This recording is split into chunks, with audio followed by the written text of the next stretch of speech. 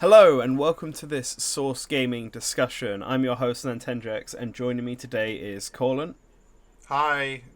And we found out who the smiling man is. We did. We finally know who Emio is. We figured it out.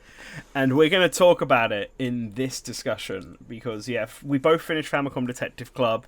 We have a review of it coming out, along with a review of the other two games. And we decided that we didn't want to spoil the story, obviously, in those reviews, so let's have this accompanying discussion that's just giving our thoughts on Emio the Smiling Man, because we have thoughts, positive and negative, at least for me, and just want to bounce ideas off, talk about the themes, talk about what it was like compared to the other two, and all that jazz. So obviously this means this discussion will have spoilers. So if you're watching this... it's kind of unavoidable. Yeah, so if you're watching this and haven't played the game yet, would recommend that you do. Go watch the review. I don't know if this is planning on coming out first or if they're going to come out at the same time. Probably makes more sense for them to come out at the same time. If you've clicked on this one first, go watch the review and then come back to this one. And so to start this off like in general, and comparing it to the other two games, this is definitely the best one of the three of them. I had a lot of fun with this. Yeah, it's not only is it longer than the other two, I think the story and the atmosphere is a lot more interesting than The Missing Heir and The Girl Who Stood Behind.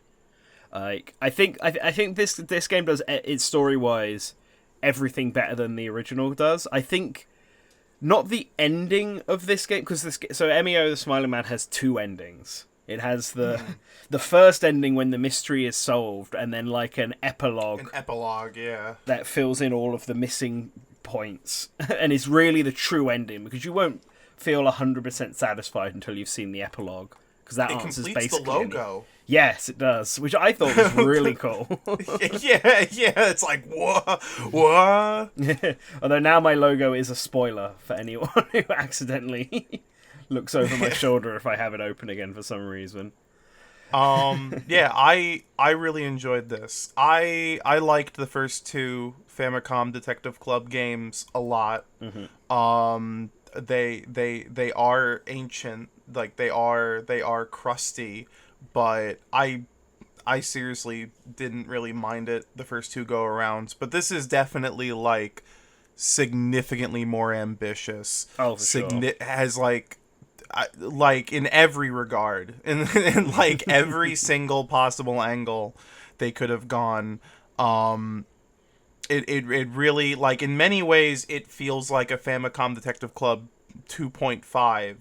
Just in terms of, like, the actual changes made to the, I guess, remake engine, we could call it. but no, I mean, this is a whole hog 3. This is a full, I mean, emboldened, large font. Yep. This is a third video game. Proper sequel. They kept it sort of clean with the remake, sticking to what the original did in terms of gameplay and story and all this, and just updated the graphics effectively to be a bit more modern. But now, because this is entirely new, they can also use those graphics with story, and do some really cool things with it, and tell the story in unique ways. Like, I feel like the direction in this game is a lot better, and there are those scenes where, like, it cuts away from the player character's point of view and then shows you, like, 3 days ago, like, and then we'll show you Kuze, or it will just jump to Utsugi in the middle of, like, nowhere for a scene and then jump back, which I thought was an interesting way of doing it. It does make it feel a lot more like you're watching a TV show. It helps when you have two protagonists with both Taro, I'm just gonna call him, and Ayumi, and it like jumps between scenes of them. So you'll do a whole thing as Taro and then jump to a scene of Ayumi, and do a little scene with her and then jump back to Taro, or vice versa, depending on the chapter. So they really like did took advantage of modern hardware and the improved logic that this game has compared to the previous game, to really just make a really good narrative. There are some things I think The Girl Who Stood Behind did better. Ignoring the epilogue for this game, I think the final chapter of The Girl Who Stood Behind is better than the final chapter here. A lot of my grievances with this story comes from chapter 11 and 12, but we'll get to that towards the end of this discussion. But so I think the second game kind of excels a bit more in that for me. But otherwise, generally, the story of Emio, the mystery of the smiling man, is very captivating, and I was like very hooked. Yeah, I was like, I guess not that I went in expecting with like low expectations or anything, but like, yeah, I mean, how do you make? I mean, I guess it's not too much of a mystery of how you make a third one, but like, how do you add to the story of Famicom Detective Club, or do you not?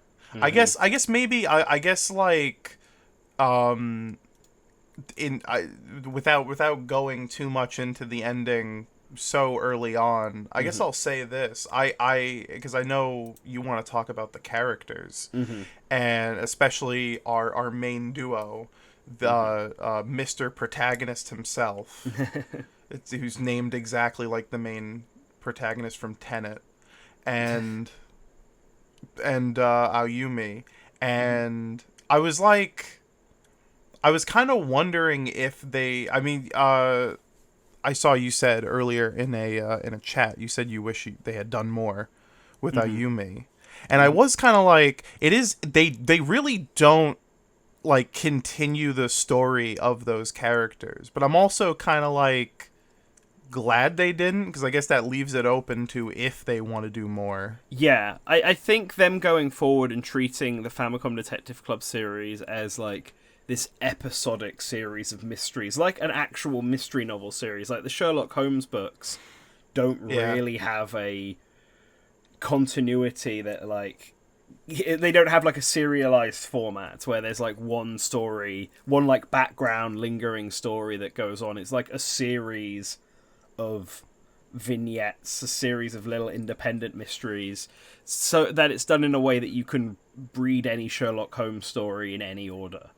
And Famicom Detective Club, I think going that same direction is the smart thing to do here. Like, it makes a couple of references to the past, like the grandma from the first game is brought up by Taro early on, and then like when Taro and Fukuyama are having a conversation about Ayumi, he references the second game and the photo he's got of her, which actually, this is a point that I really liked in this game, and it's hard to judge without meeting someone who did the opposite or didn't play the other games. Like, because this game obviously recognizes your name from from your save file of the other two titles. Right. I'm wondering how many of your choices it remembers from the first game, or if it just assumes things. Because, like, Ayumi's photo, for example, you can choose to give that back to her. You can choose not to keep her photo in the second game. But in this game, the main character remembers having it and says it's like one of the only photos he actually owns, and brings it up as a kind of gloat when he's having a dick measuring contest with Fukuyama. Show superior friendship skills. It's a great line. And then there's like the policewoman that you meet early on, who has the secret game over ending where she'll lock you in prison for being a pervert. And like she calls you, if you try and do the same thing again in this game, she calls you out for having done it in the first game. Oh, wow. I didn't encounter that. Wow. Yeah. It was like one of the first things I went to check, and she's like, I've told you this before. See, that's the thing. I forgot all the phone numbers from the first two games, so I didn't. I should have tried them, but I just I tried one of them. I tried one. I tried the bar with Hitome, both as the protagonist and a Yumi, and there's different dialogue depending on who you Ooh, call. And like that's great. something with the phones as well is I didn't do it enough, but from my understanding, like every chapter you can try and call everyone on that list, and they'll all say like there's like dialogue for every chapter for when you call them. Yeah. Well, the problem is so much of the game is you're in the middle of a conversation. Yeah. So you can't just like whip out your telephone and be like, "Hey, I gotta call. I gotta call my boss real quick." Yeah. Figure out where the hell he's been for the past 2 weeks. It's so you pulling a real Phoenix Wright in Apollo Justice and just vanishing Yeah. like the whole game, and then coming back being like, "I have solved almost everything." But like the phone calls you can do, and I actually kind of like that the game tracks this because there was I tried to call a Yumi in one of the early chapters, and she didn't pick up, and then when I was playing as a Yumi, I got the phone call from the protagonist while I was sick. playing Yumi's side, but because she was having a conversation with Fukuyama, she like doesn't answer the phone, which explains why she put me on hold when I called her earlier. Yeah, there was like for the first couple chapters, like my telephone was like dying, and then it's like at the end of chapter 4 or something, I just hit use phone at the office, and he's like, "Oh, I better charge this." Yeah, And I was same. like, "What?" I did the same thing. I don't know if that's like the first instance the game actually does give you the chance to do it, or if you could actually do it at the other previous. I feel like it's so important that your phone isn't charged for the first time it happens, because you have to get in the cab and stuff that you shouldn't miss it. But I am curious about this because there are many instances I noticed where where the main character will be like, "Oh, I guess I'll leave now," and then travel will appear, and rather than leaving, I chose to keep having a conversation, and getting extra details about certain characters. And, like, some of them are slightly important, because specifically the motorcycle one, because you only find out that Kuze drives a motorbike, and you find out that Kamihara is a really terrible shot, which are both, like, important plot points.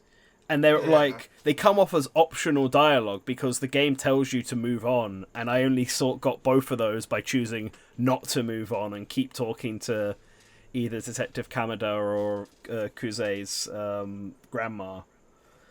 And I'm just like, okay, so I don't know if this is meant to be extra detail or not, or if this is important. And then like the motor, they both come up. I mean, the Kamihara being a terrible shot, it plays a role in the end, but it's not that important that you know it ahead of time. But Kuze driving a motorbike becomes a big thing because you have to tell Kamihara about it and convince him that, like, you know, this is evidence for why she's acting sus, and that causes him to decide to follow her at the end. Well, this is also a detective game, so it's always throwing information at you to see what you are receptive to and what ends up being kind of like a red herring. Yeah. But like this information felt optional, I guess is my point. So I'm wondering if it was optional, or whether or not, like, and if you didn't have this information, there'd be somewhere else later in the game that would force it on you, basically. But you can find out earlier through optional dialogue. Or I'm definitely curious how about it changes. I'm definitely curious about how the game.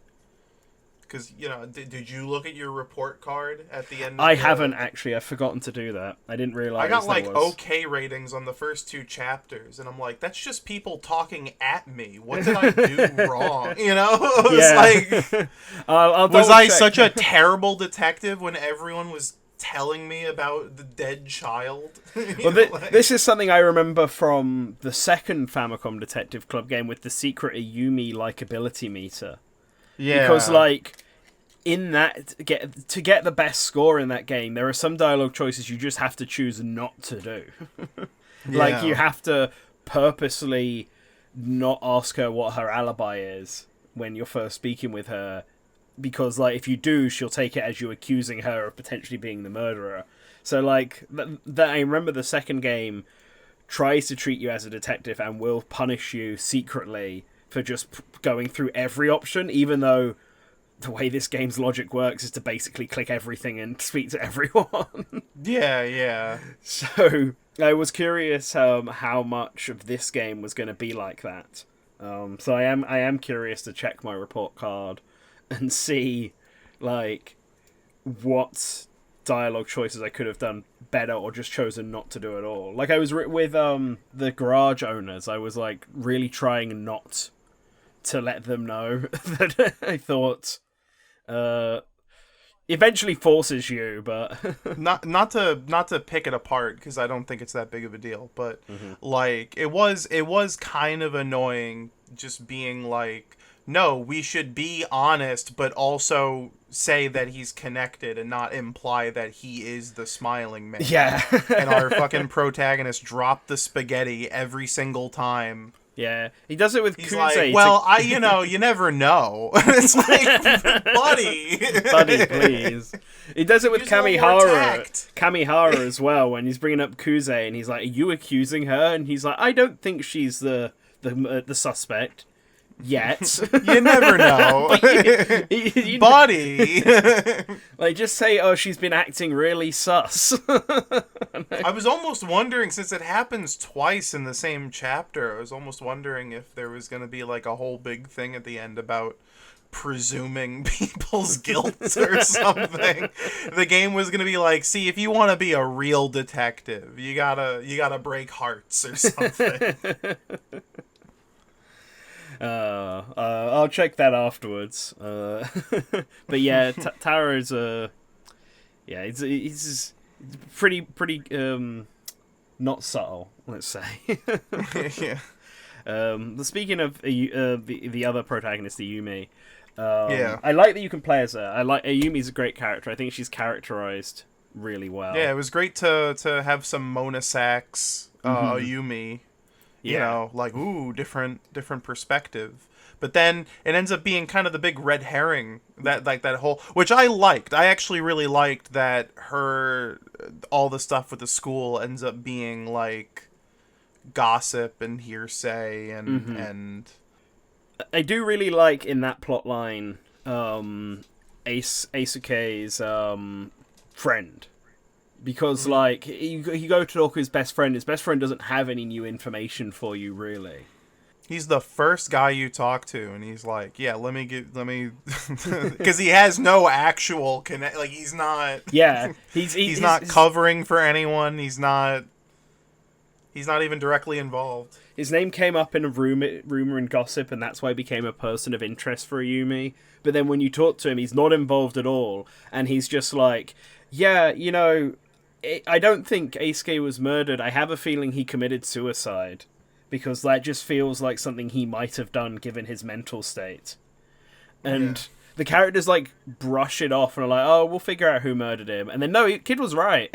Like Eisuke committed suicide, and it was just set up to look like he was murdered. I was kind of like blown away when the game brought that up too, because I was even like, like what if someone found his body and put the bag over his head? And then I was like, oh my god, what if he did kill himself and then someone found the body and put a bag over his head? And then they explained that in the ending, and I was like,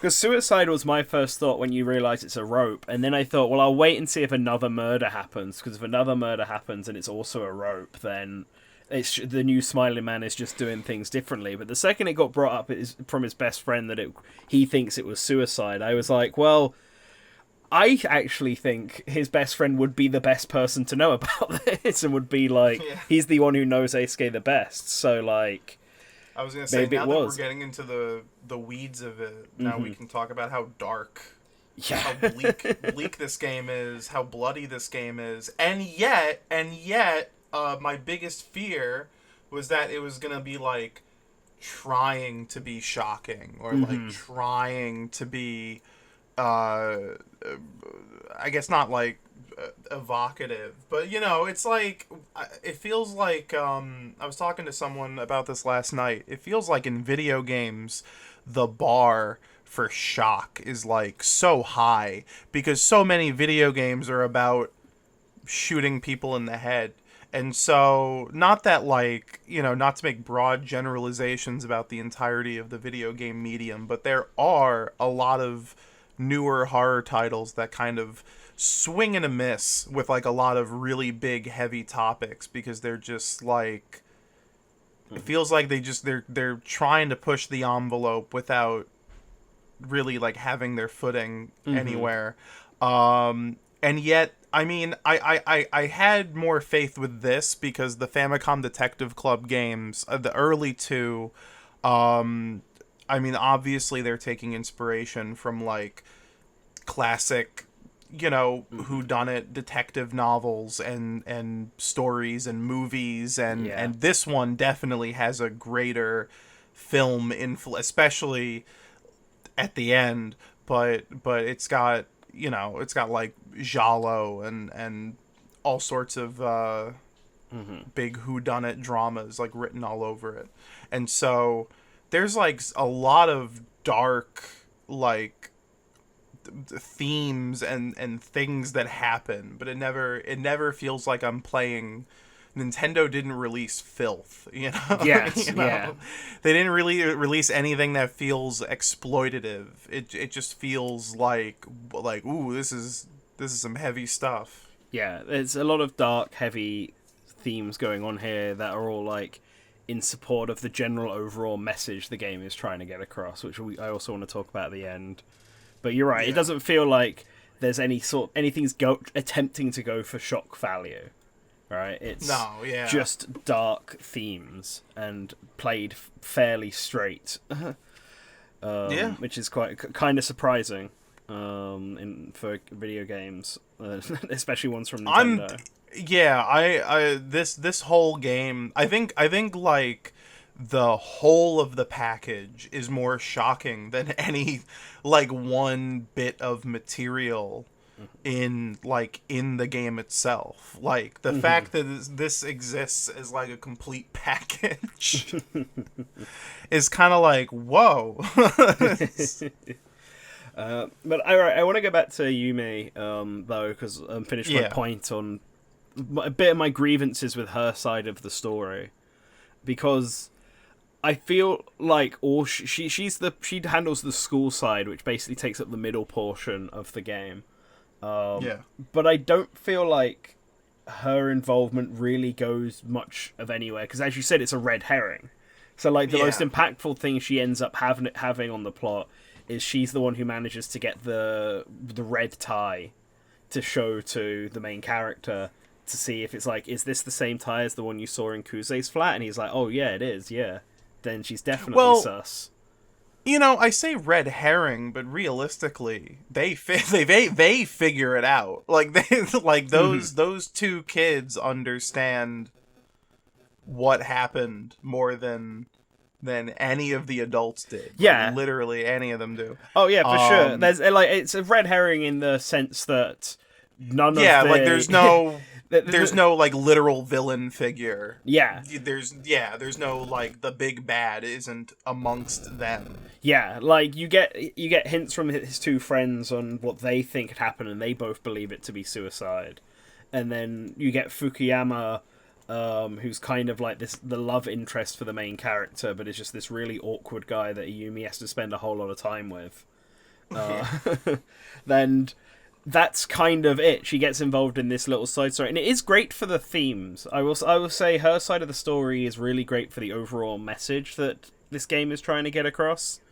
But, like, in the grand scheme of things, it would have been nice if Ayumi was also involved in at least the final part of this story.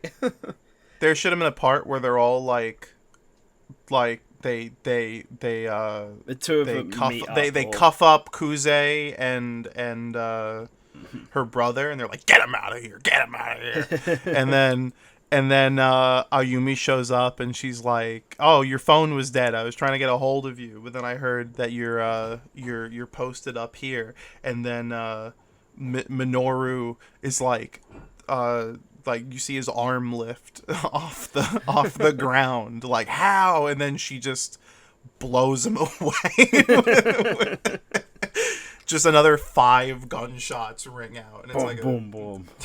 no, but that's not. I think that's probably why. I think they wanted to keep Ayumi just away from the actual Yeah. darker parts of the story. Maybe they just figured it'd be too cruel to that character to put her in the middle of something like that. But, like, I think they could have at least been, even if it's just Taro who ends up at the village, I think Ayumi could have done something in the build-up towards it, because, like, ultimately, once she gets the tie from Fukuyama, she doesn't do anything else for the rest of it. And even on the school side, Taro takes over interviewing the kids because he decides he doesn't want Ayumi being around Fukuyama anymore. Yeah. And so, like, he even starts to intrude onto her plotline. And then she does nothing, and then she doesn't do anything after that, and then his phone's dead, so you can't even call her for the final chapter.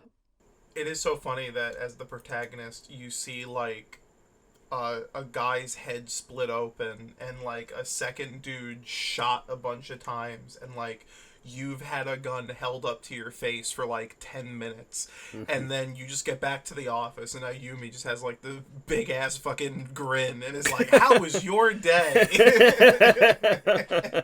Oh, let me tell you. Yeah, well, it's like, oh my god. As we're talking about the last chapters anyway, I think I'm going to use this as an opportunity to get my grievances across on chapter 11 and 12. Because I've really liked the story up to that point. I think it's, like, really well done. The mystery is really great.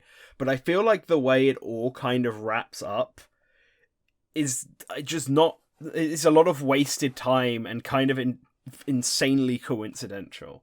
Because, like, when you think about it, you go from speaking with Minoru's parents, his adopted parents, and being like, oh, I shouldn't get them involved, to then the protagonist suddenly being like, oh, wait, actually, I should get them involved just in case Minoru shows up. So you go all the way back, and they're not there.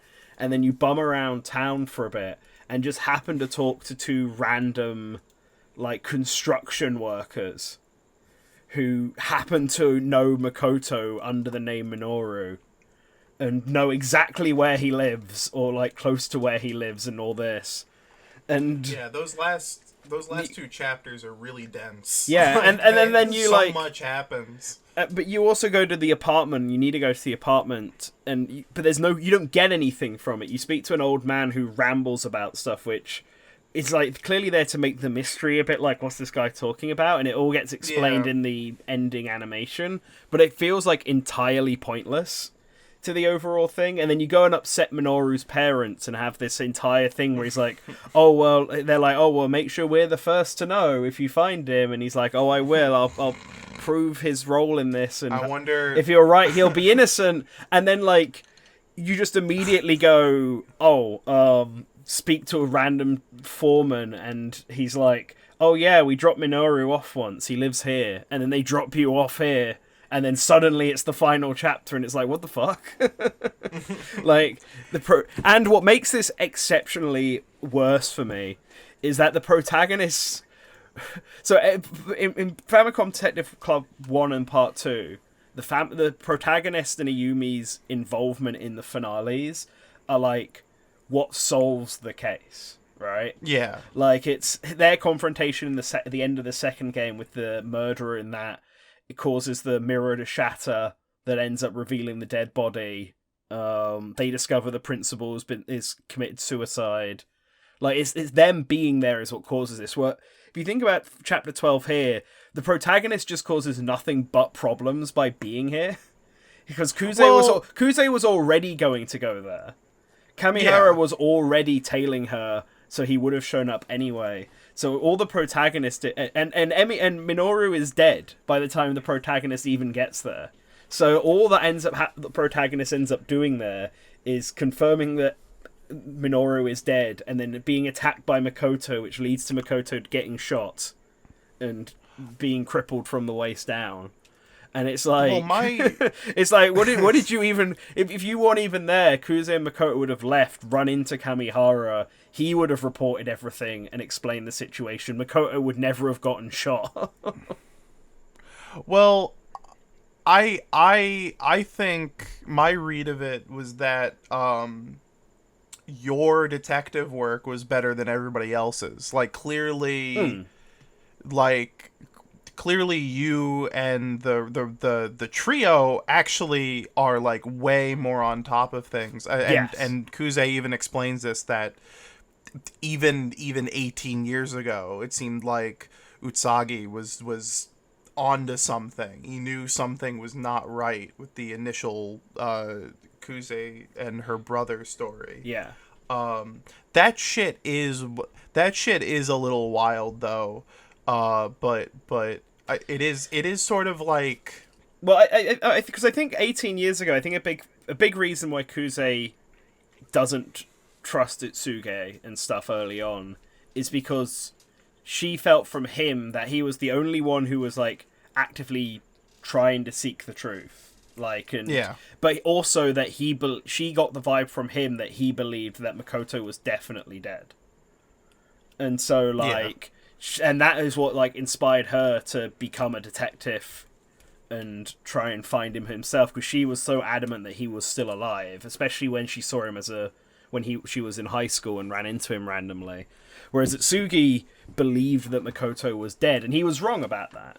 And it's only when like the new stuff this all happens again, that he's suddenly like, let's rethink this actually. What if Makoto is alive? And what if Minoru as well is more involved in this than we thought? right. Because he clearly thinks Minoru is even 18 years ago, like, he thinks Minoru is the main villain. The smiling man. Yeah, the smiling man, and they just couldn't find them. And the only reason he managed to find them in the first place this time around was because Ayumi got the one random piece of info from Fukuyama that led Utsuge to the right village he was looking for. But I think that is kind of part of it, because like I think part of the reason why Kamihara gets so mad at you in the car is not even because of the accusation, but in retrospect, it's actually probably because you were telling him stuff he already knew, and is like, how the fuck does he know? Because even in the bar scene, he's kind of like goading you, like, yeah, haha, the boy detective, like, yeah, and then you end up just like outshining him like 5 times in this, like, yeah, oh, I got the sketch of the brother, I noticed the thing on the wall, I think for as much as the police are constantly negging the PIs, you're actually pushing forward the investigation. It's just that everybody else keeps cluing them into what you're doing and what you've figured out. Yeah, I definitely think with Kamihara, I think part of the vibe is that he also suspects Kuze that something is up with her. Like, he already has his suspicions. He's already a bit on top of the ball, but he doesn't want to fully acknowledge that because Kuze is his partner and someone he obviously cares about. He also wants to put a ring on it. Yeah. I guess. So, like, when you, as the protagonist, bring up all the stuff that he's already sort of suspecting, partly based on the information he's heard from you around about the motorbike and Makoto and stuff like that, and the stuff he already knows from Makoto through Kuze, he's suddenly like, oh, maybe my suspicions are actually real. The ones I really didn't want to be real, maybe that's the truth. Yeah. And they do even make like a point of it at the end. They're like, your investigation ends here. Yeah. It's like, yeah, it sort of is my investigation, isn't it? Yeah. Like, I've been doing everything around here. But this is it. But with the final chapter, I feel like, yeah, you solved a lot of it. You were the ones who helped push Kamihara and potentially Kuze as well into also figuring out what was going on. But like, because of that, because you already did all that, they would have shown up and solved the problem without you being there. If you had just left when you did the end investigation thing, everything would have been solved better than, like, because Makoto wouldn't have got shot. So the only reason the protagonist feels like he's there is because the player needs to see it unfold, so we have to be there. And that's true. I do want to see it unfold. Yeah. Like, it would be different, I think, if Minoru was still alive or something when you got there, or that you did at least one thing. I don't know. The first thing I did when I got there is I leaned in real close to my TV and I said, "Who is that? Who's bleeding out all over the goddamn floor?" Yeah. And it's Minoru. And I guess maybe just that sequence could have been told a little. They chop it up. It's like out of order because of the flashbacks and everything. It feels a little disorienting, and then you have your epilogue chapter, and it's like just the whole thing animated in sequence, and it's like great. It's so cool. I think let's talk about that and Minoru / Emio, because that just feels like the natural segue now. That seems like. So yeah, the credits roll, and then Utsagi's like, "Hey, by the way, for the past 3 months, I've been hearing this real fucked up story. Let's talk about it." I was gonna say, by the way, I'm glad I like pertaining earlier to not doing like a lot with the characters like themselves, so it doesn't like. They didn't add like some sort of like definitive end or something to the series. I'm really glad it didn't turn out like the smiling man was the protagonist's parents or something, you know, like or Utsagi was actually the smiling man the whole time. Yeah, I wondered about Utsugi being the smiling man early on before I started playing it, because they talked about Ayumi being playable, but the website was like clearly showing the main character Ayumi and Utsugi like highlighting all three of them, and all three of them are on the box and stuff like this. And I was like, okay, well, there's two reasons for this. Either Utsugi is the smiling man and it's a big reveal, or Utsugi is actually also playable and they just haven't brought it up because I guess people care about Ayumi being playable. And it's technically the latter, because Utsugi is playable in like 2 scenes. In the epilogue. The epilogue, and one single scene in like the middle of the game. And it's like half of it is talking, and then half of it is just a straight up like 20-minute anime movie animation done by Studio Mappa. Yeah. I was like, what the hell? That's crazy. That whole ending like bumped up my rating like a whole star. For sure, like, the same. Like, like presentationally, like. It's great, and it really puts a whole cap on things. I don't know if they had to frame it like, all the really dark stuff in our M-rated game will be locked behind the epilogue, but yeah, it is pretty fucked up. Yeah, like I get why they wanted to separate it, because it isn't for the faint of heart. Yeah, just a whole horror short. Yeah, basically. But like it definitely elevated the ending to me, because obviously I had a bit of an issue with the final 2 chapters, so I was coming off of the game when the first credits were rolling, feeling like they kind of fumbled the ending here, and there's still a bunch of mysteries that I guess we're just meant to have as like.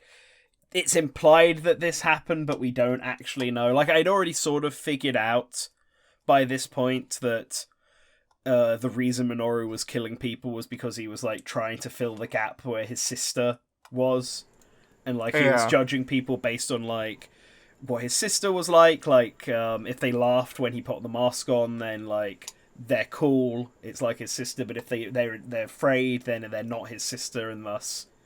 he'll kill them. Like, I figured all that out from implied stuff, but it was I was kind of like, I kind of wanted a more definitive reasoning for this, because at the moment all I know is his sister died and it made him upset. I had no reason why he was in juvie or anything like that.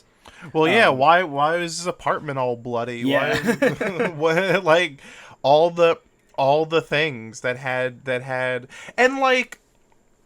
I know you said the old man shuffling around the apartment was like felt like a bit of a time waster. I I felt like that whole conversation was like weirdly tense. It is a a then very tense conversation, yeah. And then I genuinely love how it pays off in the animation. I think that's like, I think it's so good. I also want to mention, because we didn't mention, there's not really any reason to mention the graphics in this game like too much. I think the game looks pretty good, but seeing everything reanimated from like that live 2D style to like Actual real anime. 2D animation Yeah. is like, oh, why didn't they just do that? I mean, I guess it would have been less special, but they should have just done this. I'm up for a Famicom Detective Club anime that's just a series of mysteries. Yeah, hopefully that they Bunch get a of slightly mini-stories. higher budget Yeah. on the next one. No, like, I mean, I would have been fine with the old man and rambling and stuff if the apartment gave some kind of clue. Like, my issue is that you spend so much time to go to find the apartment, and then you don't even go inside of it. Yeah. And you don't get anything from it, and then the actual solution is two random guys who happen to be there, happen to know the guy you're looking for, and that's it. And it's like, oh, and you happen to do it on the same day that Kuze also goes to the place. So it's like incredibly lucky that you even ended up here and managed to solve the mystery. And there's just something about that just bothers me. It does feel a little convenient, but it's also like, I mean, you gotta wrap things up somehow. Yeah. It felt a bit too abrupt. Like, I didn't know how many chapters were going to be in this game. I just assumed it would be longer. So when the final chapter popped up, I was like, wait, hold on, what? I felt there were still so many mysteries that needed solving. And I was here already. Even if it does feel a little abrupt, I feel like the switching identities, switching portraits thing is like, that's like a good enough little twist thrown in there to give it a bit more juice. Like that, those last few chapters are throwing so much at you, and it's to make your brain race. You're like, I think what is happening? You're like flicking through the notebook. You're like doing the Pepe Sylvia thing from Always Sunny. Yeah, I think it's like they explain everything really well, and all the mysteries get solved. Like I have no lingering questions on what happened. I just kind of wish there was a more natural connecting point from investigating the apartment to actually finding Minoru. Like, it feels like the protagonist should have realised something from all the clues that led him to here, rather than it being purely luck that he found the Minoru's location. I guess that's where, like, the secret sauce of the Ace Attorney games come from, because then you can be an attorney, and then it's, like, an actual, like, trial and, and everything, whereas this is literally, like, just legwork, finding the clues, and all that. But I don't know. I feel like most of the little conveniences and stuff, those are only like slight offenses to me in the grand picture of the story. I think it's like, it's very exciting. It's very roller coastery. It's taking you all over the place, and it's good humored too. But all right, let's go back to talking about Minoru and Emio, because man, he had a shit childhood. Yeah, let's talk about that epilogue. Yeah, because like Minoru's mother leaves them and just leaves the kids as well with their abusive dad. Like, I don't think that gets brought up. Like, what the fuck, lady? She doesn't even come back to get them. Like, gotta get out of there. Yeah, and then his sister dies because like the only thing good in his life, and it just breaks him mentally. Yeah. And then he just starts getting... He likes cars. Like, he comes off as, like, obviously a broken person who could have been better, but it's always just... He just never managed to get away. Like, he refused to believe his sister had died. It's very... Jason Voorhees from the Friday the 13th series. Like, it's very, like, I know everyone just thinks of Jason as a zombie with a hockey mask, but in the weird little mythology of the Friday the 13th series, he is just supposed to be like a big child man with a deformed face and head, and like he still believes his mother's out there, and he's like looking for his mom, and he's trying to to fight kill anyone who hurts his mom or him or Yeah. whatever. And I was kind of getting some shades of that from here. Also, It is shades definitely of shades of that. Norman Bates, Psycho.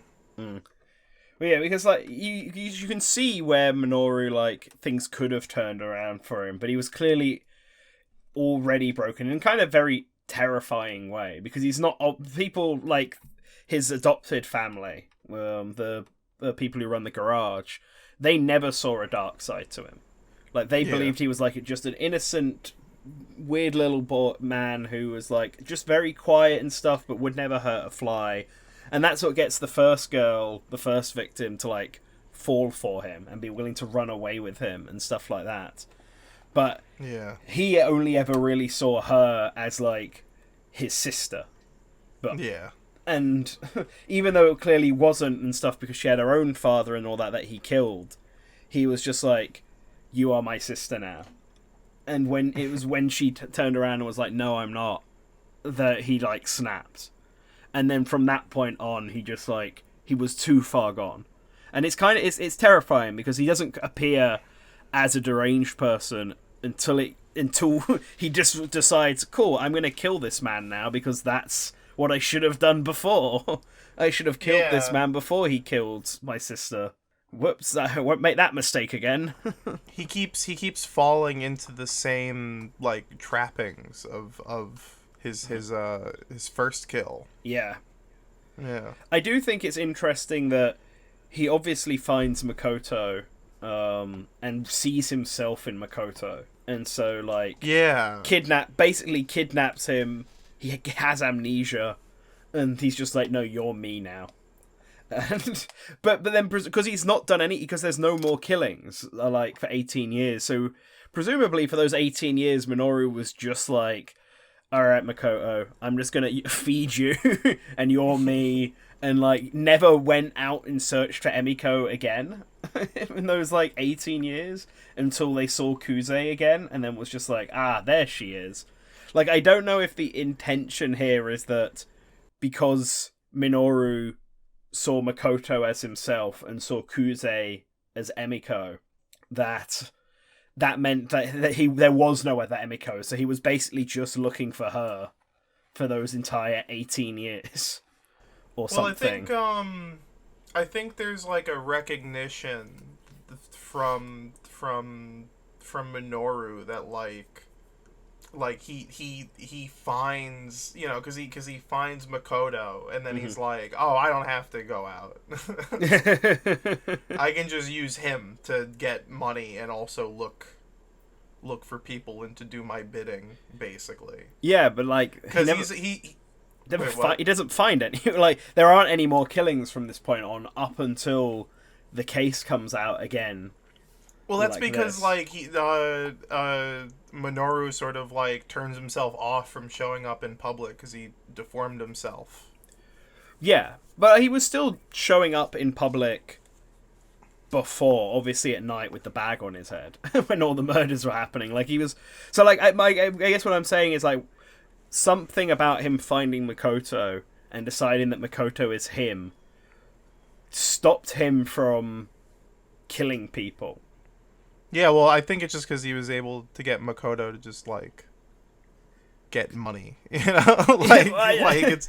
I think that's just it. Like, they were living comfortably. He can go out in a mask. I don't know. It can't just be something like that, because like Makoto didn't even start earning money for a few years after that, right? Like, it's been 18 years. I guess we'll never know. Yeah. But it seems, I mean, like, it seems like I gotta rewatch that cutscene from earlier in the game when it's Minoru watching the TV. Yeah. Yeah, I gotta rewatch that, and like, yeah, I guess they were just holding up. Like, they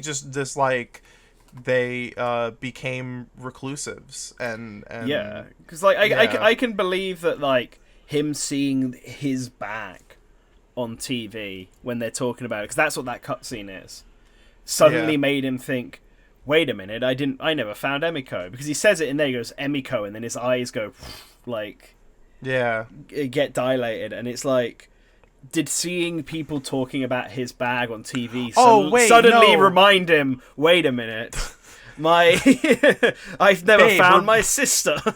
We're missing a huge detail. His bag was stolen. His bag, oh, you're right. His bag was taken. How could we forget? You're right, his bag was taken. Although he then, Yeah. he then clearly made another bag. Later. Yeah. After, When he saw his old bag, and he was like, what the fuck? Yeah, because he sees a bunch of people talking about his bag on TV, and then is like, because he goes out and finds I can't remember her name now, bag. Nogami, the friend, the girl who Eisuke liked, because he goes up to her because he hears the girl crying in the woods, and does his whole shtick, but doesn't kill her because Fukuyama shows up before he can. Yeah. And so, like, he's just like, so he clearly made a bag for that point again. Yeah.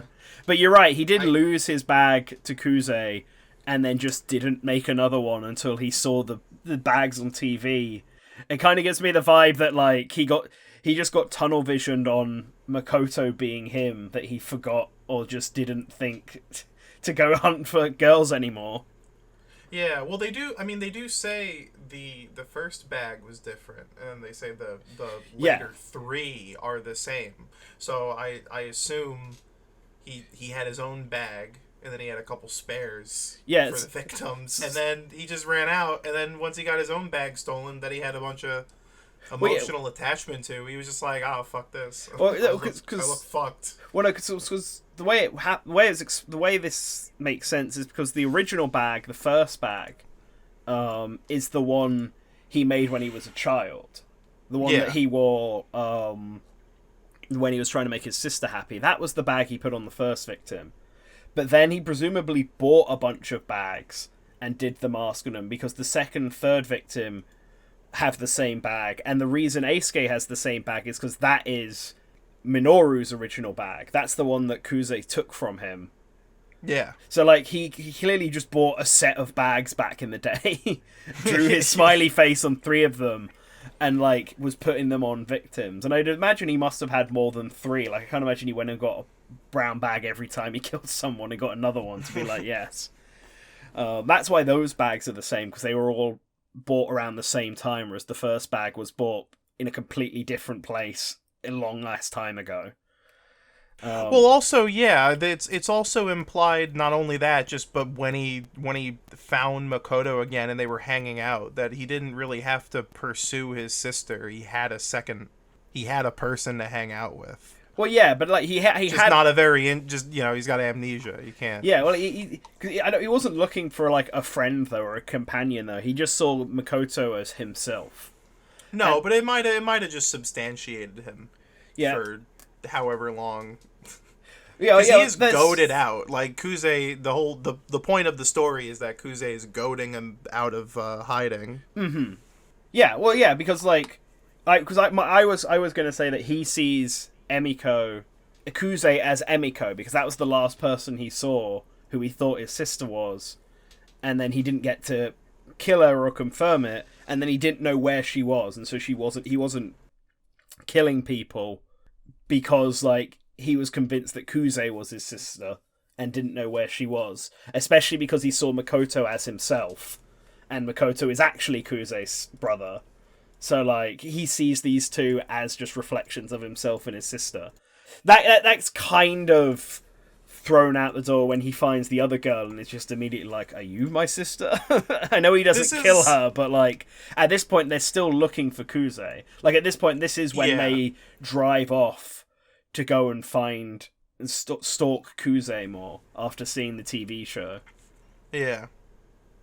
No, it's very, I mean, like, the story is very busy. There's like a lot of details, but I feel like it holds together pretty well. Just there's so much that obviously you could probably just start to heavily scrutinize any part of the story and just be like, but I don't know. I think it holds together well. I didn't have any major questions Yeah, no, I mean, I or didn't have. upsets. This is just something that's come up in my mind as we've been talking, and like, I think, Yeah. I think the mystery's great, and I think the story holds up really well. Outside of my tiny little qualms about how coincidental it is that the protagonist finds where Minoru is rather than actually solving it out himself.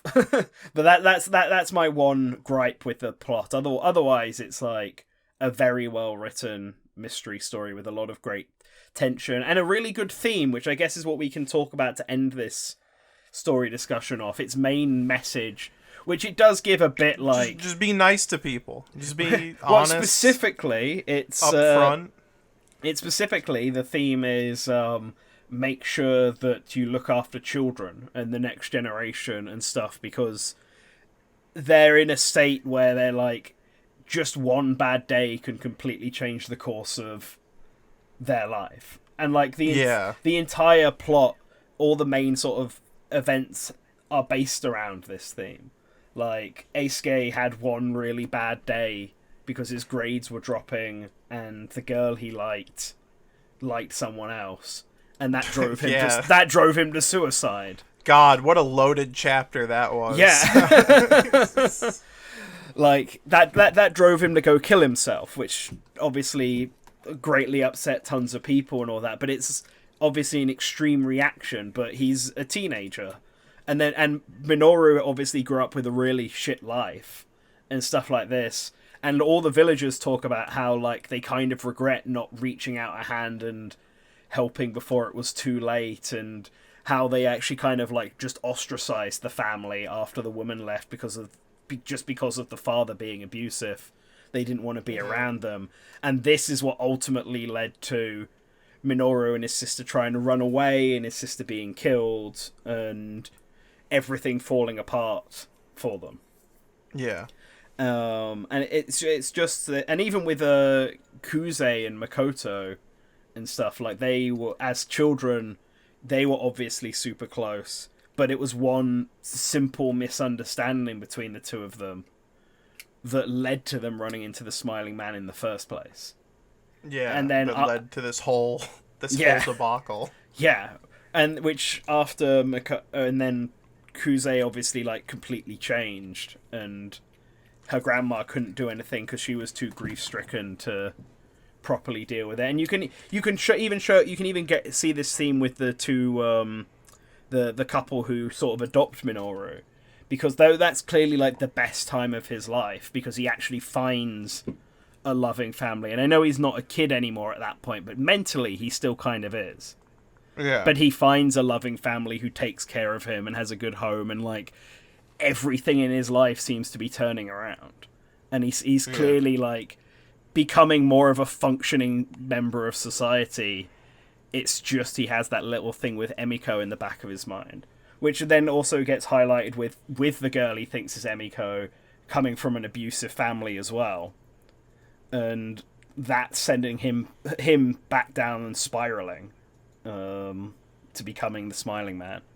Like, a lot of the game's events and characters, Fukuyama, like his whole sort of deal about wanting to be the best teacher, like his little character plot line is emblematic of the overall message this game has of you need to be there for kids, because he's like the ultimate example of this. He's not like completely out of the plot.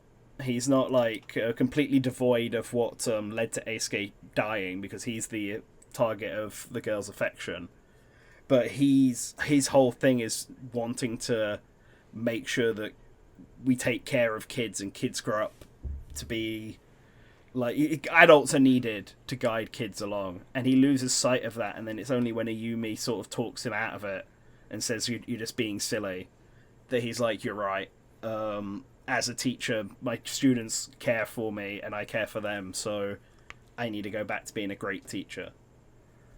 That's clearly the message. There's a lot of evidence towards it, even ignoring the fact that the protagonist just outright says this is the message in the final chapter. But I notice how many of the themes and how many of the character and plot lines and stuff end up relating back to the themes, which does allow for, in my opinion, the whole Ayumi side plot and Fukuyama's side story to be a lot more important than Yeah. like they are to the actual mystery portion of it, because they're No, important for the definitely. themes.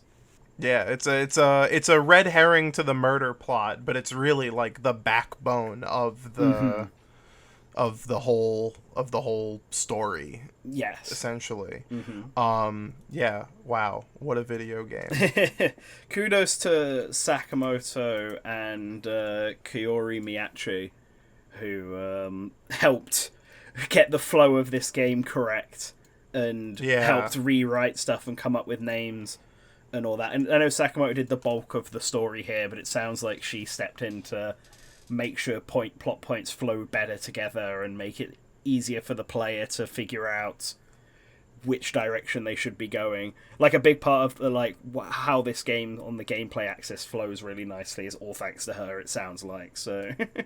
And they both seem like they'll be up if there's any more Famicom Detective Club games. They'll both be on it. So I good guess shit. they left the door open to make more. I Yeah. mean, I hope they don't start pumping these things out yearly. But No, I don't but think it I will. would love once or twice a gen or something. Mm-hmm. These hopefully there's a good these make a good turnaround. Yeah, the first game sold well enough to get a turnaround. Yeah. Although it does sound like the interview that they'd basically already decided they were going to make a new game even before they got sales back for the remakes. Because Wow, yeah. Sakamoto was like, actually, I could make a new game based on just based on how this one's gone. But I liked that they Nintendo clearly put a ton more effort into marketing this one. It's actually got in merch at the Nintendo Tokyo and Kyoto store in Japan, which only Pikmin, Animal Crossing, Splatoon, Mario, and Zelda get. And then I've seen one thing of Metroid, and that's it. Maybe I gotta go to the World Store in it's not even called that anymore, but I gotta go to the store in NYC and see if they have any See if they got any Emio merch. bags or whatever. Emio tote bags and keychains. They gotta release that soundtrack over here. They gotta Heck yeah. hurry that up. Need the next Smash game to have more Famicom Detective Club stuff. Actually, that is one thing that this revival of this series definitely does. The next Smash Brothers is 1,000% going to have music and Mii costumes based on. Okay, but this after this game, we have to put a ban on Emio for Smash jokes. We're cutting. No, Yeah. absolutely. Positively not. I was gonna say. I think after playing this game, I don't want Emio in Smash. Actually, Yeah, I was like, I don't think it works. if you're making those jokes and then you play this game, you're gonna be in for a really rude awakening. Yeah. In hindsight, His iconic child strangulation final smash. I think in hindsight, all of the early fan art of Emio before they'd revealed this was a Famicom Detective Club game. And pushing him as the mascot.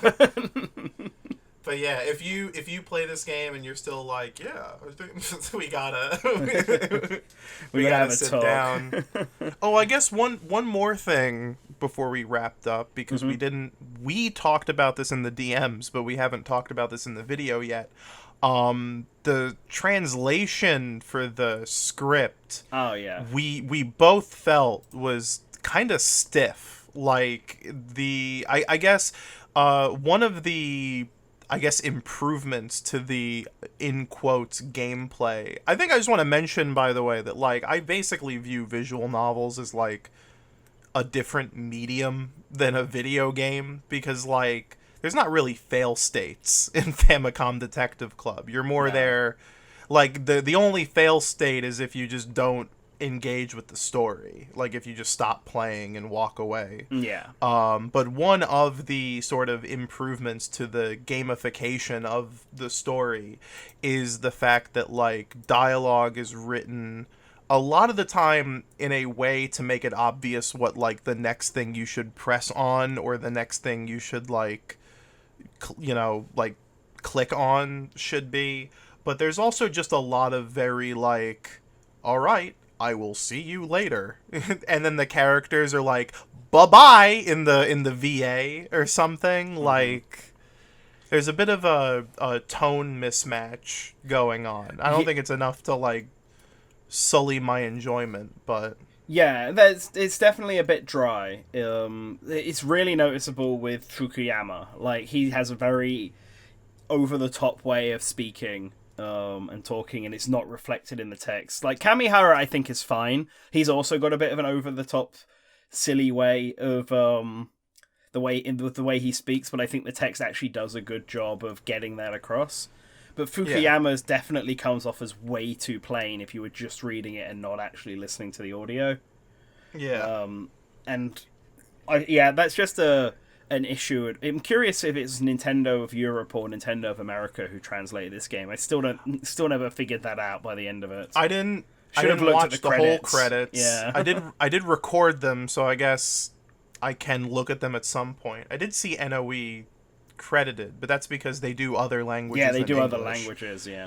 So I don't know, but it did feel like, having known that, I don't know, do they still do this? I don't, like, I remember, maybe they stopped doing this in the Switch era, but I remember in the Wii U and 3DS era, it was really common for NOA and NOE release stuff to actually have different English scripts. Yeah, it was. And like, the NOE one was always a little more dry. It was a little more... NOE's was definitely more of a direct translation as opposed to NOA's more localized translation. Not that this needed, like, slang and memes in it, like the Ace Attorney translations do, but, like, yeah, there's a few times where it's like, this character's talking way too upbeat for the actual words to be like, yeah, today's nice out.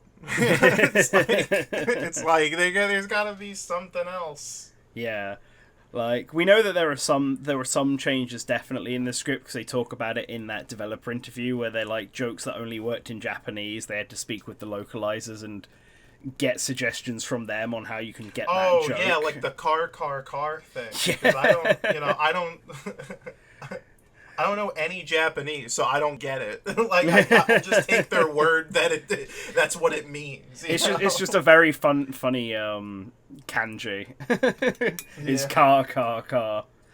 But you're right. Like, if I'd thought about it a bit more, I'd have realized, oh yeah, that's what drew him to the garage, because he likes cars, so he likes seeing the word car over and over again. Yeah, I fucked up a whole question because I'd totally forgotten this, like, this otherwise menial detail. Mm-hmm. Oh well. But that's really about. I mean, that's like, about it. Go if you've listened to this whole discussion and spoilered the fuck out of yourself, like, you should still go play it. Yeah, go play it. I had a great time. Yeah, it's just a good experience. It has good flow, good build up, good mystery, and the story is, yeah, I guess to go back to the very start of this and Sakamoto's question about will people discuss this? The final part of that is obviously the ending of the Minoru section, where he's just like, is Minoru a sympathetic character? Is Minoru really at fault? Like, that's the question he wants people to take away. I think my takeaway on that is that I agree with what Utsugi put it, in that, like, I can be sympathetic to his story, but like, don't murder. Yeah, he's a murderer. Like, yeah, it's like if this was on true crime, don't give him a fan base. I mean, yeah, there is, like, I mean, there even is, like, a bit of tragedy to the fact that he gets fucking hacked at the very end, you know, like, he's reacting to getting a gun waved in his goddamn face. Yeah, and then he gets head split open by a machete. He gets macheted, and again, in a very Friday the 13th fashion. Damn. Damn, I'm getting too old for this shit. Alright, let's wrap this. Let's do the outro then. Alright, thanks everybody for listening to this. Let us know your thoughts in the comments on Emio and stuff. But obviously, anyone can read those comments, so do put a bigger spoiler before you Yeah. write them out, just to be on the safe side. On screen right now are all of our patrons, the $5 plus tier. You can support us like they do by going down into the description below and finding the link to Patreon. Every little helps. Or you could always just subscribe and hit that notification icon so that you'll always remember to return to the source.